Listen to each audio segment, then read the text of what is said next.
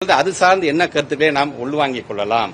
வேலை வாய்ப்பு தொழிற்சாலைகள் என்று வரும்போது அது சார்ந்து நம்ம என்ன சங்கதியெல்லாம் அவங்க செய்திகளாம் அவங்ககிட்ட நாம் பெறலாம்.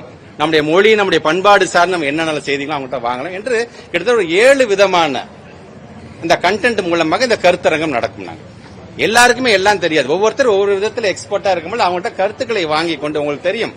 தமிழ்நாட்டோட முதலமைச்சரை பொறுத்த வரைக்கும் ஒரு வேளாண் பட்ஜெட் வந்தா கூட அங்க இருக்கின்ற விவசாய சங்கத்தை உட்கார்ந்து கேட்டுட்டு அதன் மூலமாக அந்த பட்ஜெட்டை கொண்டு வர வேண்டும் என்று ஆசைப்பட்டார்கள். நாங்கள் ஸ்டேட் எஜுகேஷன் பாலிசி நாங்கள் கொண்டு வருவதற்கு முன்பாக பல்வேறு பகுதியை சார்ந்திருக்கின்ற மாணவர்கள் இளைய சமுதாயத்தை நம்முடைய அண்ணா நூற்றாண்டு நூலகத்தை உட்கார வச்சு கேட்டுட்டு அதன் மூலமாக ஸ்டேட் எஜுகேஷன் பாலிசியில சில கருத்துக்களை நாங்கள் இன்கார்பரேட் பண்ணோம். சோ இது ஒரு எக்ஸாம்பிளுக்காக நான் சொல்றேன். சோ இந்த சப்ஜெக்ட் மேட்டர்ஸ் எக்ஸ்பர்ட்ஸ் மூலமாக அவங்க சொல்லக்கூடிய கருத்துக்களையும் உள்வாங்கி கொண்டு நாளைக்கு இன் ஃபியூச்சர் ஒரு பாலிசி சார்ந்து நம்ம கொண்டு வருவதாக இருந்தாலும் சரி, ஒரு திட்டம் சார்ந்து நம்ம கொண்டு வருவதாக இருந்தாலும் சரி, இதெல்லாம் நமக்கு பயனுள்ளதாக இருக்கு. எப்படி நம்ம தொலைநோக்கு பார்வையோடு பார்க்கிறோம் என்பதற்காக இதை சொல்றேன். சோ நமக்கான இலக்கு என்பது நம்முடைய இளைய சமுதாயம் வைக்கக்கூடிய அந்த கருத்துக்களாக இருந்தாலும், நான் சொன்ன மாதிரி இந்த மாதிரியான சப்ஜெக்ட் மேட்டர்ஸ் எக்ஸ்பர்ட் சொல்லுகின்ற அந்த கருத்துக்களாக இருந்தாலும், குடும்ப உறுப்பினர் சொல்லுகிற கருத்து, ஏன்னா 2030க்குள்ளாக நான் என்னென்னலாம் செய்யலாம் என்பது நம்முடைய தமிழ்நாட்டில் ஒரு விஷனரி டாக்குமெண்ட், ஒரு விஷனரி லீடராக மட்டும்தான் இது போன்ற ஒரு விஷன் டாக்குமெண்ட்டை உருவாக்க முடியும் என்பதற்காக இன்னைக்கு அதை செய்ய போகிறோம். இளைய சமுதாயத்தை பொறுத்த வரைக்கும் 15 வயதிலிருந்து 29 வயதுக்கும் இருக்கக்கூடிய இளைய சமுதாயத்தை பொறுத்த வரைக்கும் 4 கருத்துக்களை அவங்ககிட்ட நம்ம கேட்க போறோம். அதுல ஒரு ஷார்ட் டேர்ம் அந்த 2 இதை ஃபர்ஸ்ட் இப்ப பண்ணுங்க சார், நீங்க இதை நாங்க எதிர்பார்க்கிறோம், எங்களோட கனவா பாக்குறோம் சார்.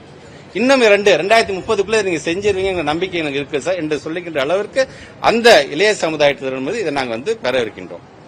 மாவட்ட ரீதியாக நான் சொன்ன மாதிரி அங்க இருக்கின்ற சாதனையாளர்களை உட்கார்ந்து நாங்க பேசும்பொழுது ஒரு 15 நிமிஷத்துக்கான ஒரு வீடியோ போட போறோம். அந்த வீடியோல ஒரு 8 மினிட்ஸ் பொறுத்த வரைக்கும் நம்முடைய மாநிலம் சார்ந்து நம்ம என்ன சாதனைகள் நம்ம செஞ்சிருக்கிறோம் மக்களிடம் கொண்டு செல்ல போகிறோம். மீதம் இருக்கின்ற அந்த 7 நிமிஷத்துல அந்த மாவட்டம் சார்ந்து நம்ம என்ன செஞ்சிருக்கோம் அப்படிங்கறத மக்களிடம் கொண்டு செல்ல போகிறோம்.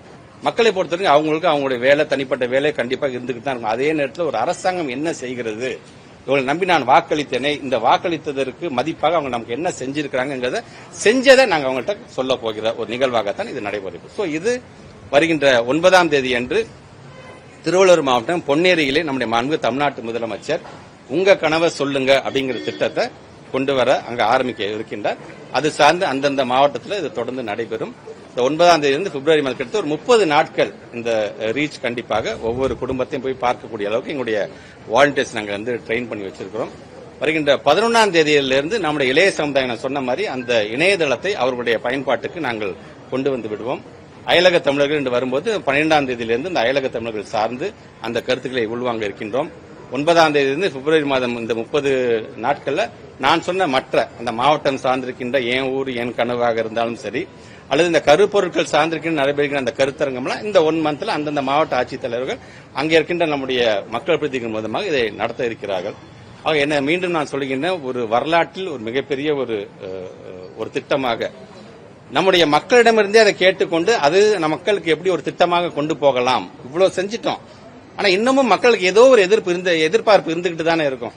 அந்த எதிர்பார்ப்பை பூர்த்தி செய்வதற்கு ஒரு திட்டத்தை உருவாக்கலாமே அப்படிங்கிற விதத்தில் தான் மீண்டும் மக்களிடம் அந்த கருத்தை கேட்கக்கூடிய ஒரு நிகழ்வாகத்தான் இந்த நிகழ்வை நாங்கள் பார்க்கணும். ஆக நம்முடைய பத்திரிகை துறை, ஊடகத்துறை சார்ந்திருக்கிற நண்பர்கள் முழுமையாக நம்முடைய நாட்டு மக்கள் நீங்கள் கொண்டு செல்லுங்க. ஏற்கனவே எங்களுடைய அதிகாரிகள் ட்ரெயின் பண்ண வச்சிருக்க அந்த வாலண்டியர்ஸ் மூலமாக ஒவ்வொரு வீட்டுக்காக ஒரு குடும்பமாக நாங்கள் செல்ல இருக்கிறோம் என்று சொன்னாலும் இது போன்ற ஒரு திட்டத்தை தமிழ்நாட்டு முதலமைச்சர் அறிவித்திருக்கிறார் என்கின்ற அந்த செய்தியை நாட்டு மக்களுடன் கொண்டு செல்கின்ற பணியில் நீங்களும் உங்களை முழுமையாக ஈடுபடுத்திக் கொள்ள வேண்டும் என்பதான் நான் கேட்டேன். இல்ல அது வேற, நான் திருப்பி அதான் சொல்றேன்.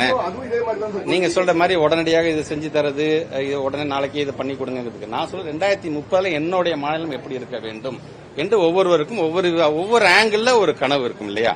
அந்த கனவு எங்களுக்கு வேணும். நாங்க 2030 தமிழ்நாட்டுடைய முதலமைச்சருக்கு $1 trillion அமெரிக்கன் எக்கனாமிக் டாலர் இதுதான் என்னோட இலக்கு என்று சொல்லிக்கிறார். அது சார்ந்து பல்வேறு திட்டத்தை கொண்டு போயிட்டு இருக்கோம். பொருளாதார வளர்ச்சி எங்க போயிருக்கு. பட் அதே போன்று ஒரு முதலமைச்சர் எனக்கு இருக்கக்கூடிய அந்த கனவு என்பதை நான் நிறைவேற்றுவதற்கு நான் பயணித்துக் கொண்டிருக்கின்றேன். குடும்பம் சார்ந்து உங்களுக்குன்னு ஒரு கனவு என்னன்னு சொல்லுங்க, அதை எதெல்லாம் செய்ய முடியுமோ அதை நான் செய்வதற்கு காத்துக் கொண்டிருக்கிறேன் என்பதற்கான ஒரு திட்டமாக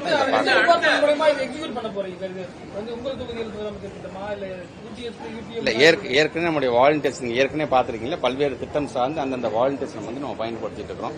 அது மாதிரி நம்முடைய டிபார்ட்மெண்ட் சார்ந்து நம்முடைய முதலமைச்சருடைய அந்த முகவரி அதுல என்னென்ன வாலண்டியர்ஸ் நம்ம பயன் அவங்களே ட்ரெயின், ஏன்னா ஆல்ரெடி ட்ரெயின் பீப்புள் அவங்களுக்கு இன்னும் ஈஸியா இருக்குங்கிறதுக்காக தான் அறிமுகம் கொண்டு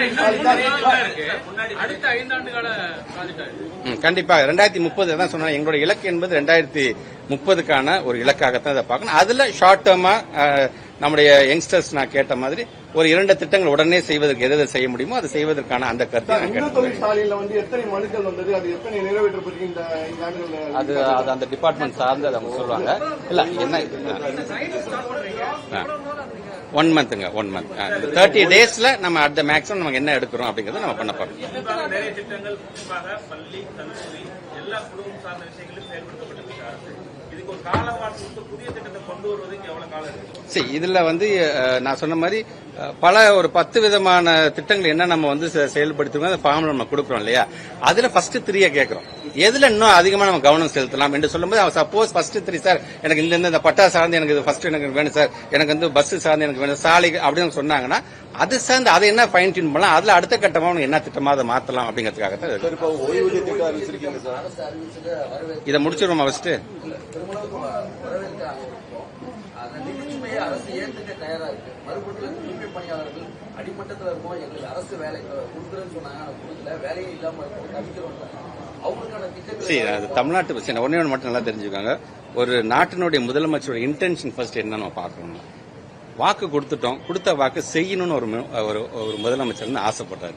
இன்றைக்கு பல்வேறு நிதி நெருக்கடிகள் நமக்கு ஒன்றிய அரசு எப்படிலாம் கொடுக்குறீங்க பார்க்க. நான் வந்து ஒரு அரசாங்கத்தோட திட்டத்தை சொல்லதான் வந்தேன். பட் இருந்தாலும் நீங்க கேட்கறது அரசியல் கலந்துடக்கூடாது, நான் ரொம்ப தெளிவாக இருக்கேன். பட் இருந்தாலும் எனக்கு வர வேண்டிய 3542 கோடி என்னுடைய பிள்ளைங்க 40 லட்சம் பிள்ளைங்க படிக்க வேண்டியது 32,000 டீச்சர்ஸ்க்கு வர வேண்டிய பணமே இன்னும் கொடுக்காம இருக்காங்க 2 வருஷமா.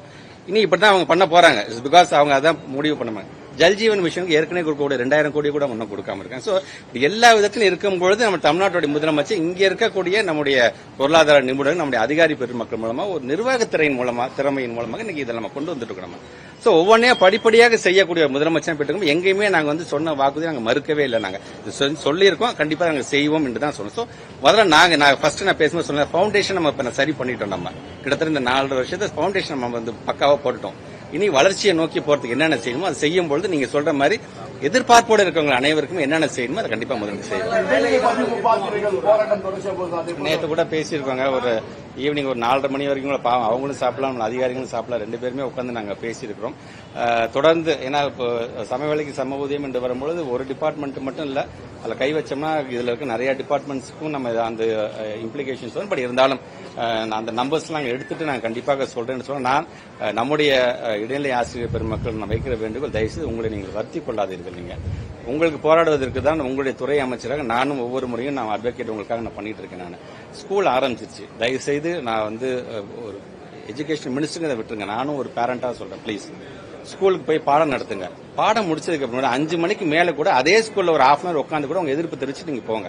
நம்முடைய பிள்ளைகள் எந்த விதத்திலும் பாதிக்காத பாருங்க. நீங்கள் பாதிக்காமல் இருப்பதற்கு என்னென்ன செய்யுமோ அதை செய்வதற்கு கண்டிப்பாக நான் தயாராக இருப்பேன் அப்படின்னு தெரிவிச்சேன்.